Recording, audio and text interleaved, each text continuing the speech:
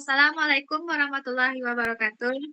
Selamat pagi menjelang siang, Bu Rismarita Leni dan teman-teman. Terima kasih kepada Bu Rismarita Leni yang telah memberikan kelompok kami kesempatan untuk berdiskusi dan presentasi. Dan terima kasih kepada teman-teman yang telah hadir pada hari ini. Mari kita panjatkan puji dan syukur kepada Tuhan Yang Maha Pengasih atas kehendaknya kita bisa berada di kelas pada hari yang cerah ini. Pepatah lampau mengatakan tak kenal maka tak sayang, tapi menurut saya kurang tepat karena kata-kata sayang dan janji yang diucapkan oleh dia hanya sebuah angan-angan yang pada akhirnya menyisakan harapan tanpa adanya kepastian. Perkenalkan, saya sebagai moderator Azhara Anin yang kelompok 1 yang beranggotakan Muhammad Bintang Azizi, Vicky Andes Fitra, M. Nasrul Imam, Beni Asibuan, Thomas Duandra yang akan mempresentasikan menganalisis mikrostruktur material teknik yang akan dipresentasikan oleh presentator pertama Vicky Andes Putra. Kepada Vicky kita persilahkan. Baik, terima kasih kepada moderator. Saya akan menjelaskan pengertian mikrostruktur material. Mikrostruktur material mengacu pada susunan internal material yang hanya dapat diamati menggunakan mikroskop, seperti mikroskop optik atau elektron.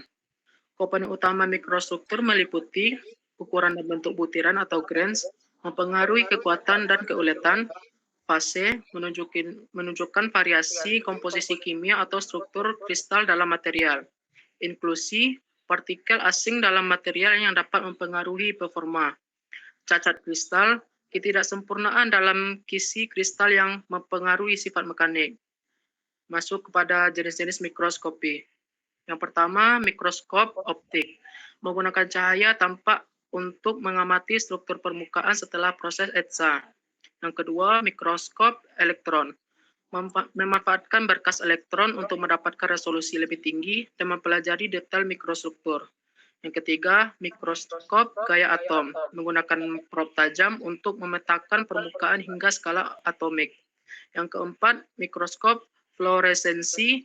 Memberikan eksitasi cahaya untuk mempelajari objek dengan sifat fluoresensi, sering digunakan dalam analisis biomaterial. Kembali kepada moderator.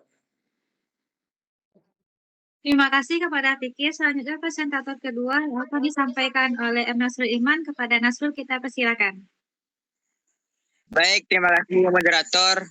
Saya akan menjelaskan tentang kelebihan dan kekurangan mikroskop. Jenis mikroskop. 1. Mikroskop optik. Kelebihannya yaitu mudah dioperasikan, biaya relatif rendah. Kekurangannya yaitu relasi terbatas. 2. Mikroskop elektron. Kelebihannya yaitu resolusi tinggi hingga skala nanometer. Kekurangannya yaitu biaya tinggi, memerlukan vakum. 3. Mikroskop atomik. Kelebihannya yaitu resolusi atomik, analisis topografi. Kekurangannya yaitu waktu pemindahan lama, perawatan mahal.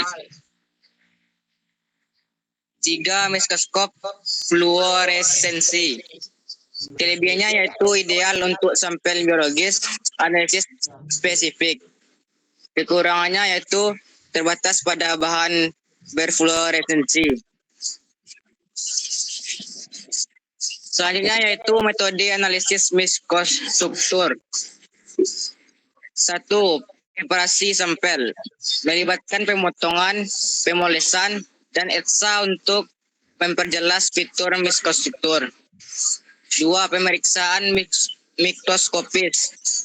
Observasi menggunakan mikroskop yang sesuai dengan karakteristik material. 3. Interpretasi data. Menganalisis hasil pengamatan untuk menentukan hubungan antara mikrostruktur dan sifat material. Terima kasih kepada Nasrul. Selanjutnya presentator ketiga yang akan disampaikan oleh Beni. Kepada Beni dipersilakan. Baiklah, saya akan menjelaskan struktur mikrologam. Struktur logam menunjukkan konfigurasi atom dalam kisi kristal yang memengaruhi sifat fisik mekanis seperti kekerasan, kekuatan, dan keuletan. Contoh struktur mikrologam. 1. Perlit dan perlit. Fasa dalam baja karbon rendah dengan struktur kubik berpusat badan atau BBC, bersifat lunak dan ulet.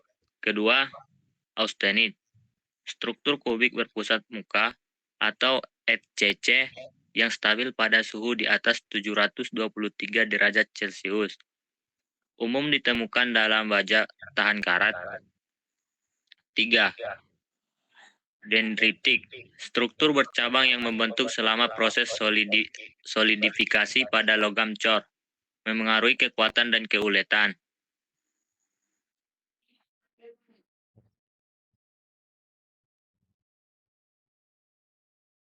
Terima kasih kepada Leni. Selanjutnya presentator keempat yang akan disampaikan oleh Bintang kepada Bintang, dipersilakan. Selanjutnya, struktur mikro non-logam. Struktur mikro non-logam menggambarkan susunan molekul atau ikatan atom yang mempengaruhi karakteristik fisik dan mekanik. Contoh struktur mikro non-logam. 1. Polimer. Struktur amorf atau semi kristalin menentukan fleksibilitas, kekuatan, dan ketahanan panas. 2. Keramik. Memiliki ikatan ionik atau kovalen yang kuat, bersifat rapuh tetapi tahan suhu tinggi dan korosi. Ketiga, komposit. Kombinasi dua atau lebih material untuk mempengaruhi sifat gabungan seperti kekuatan tinggi dengan bobot ringan.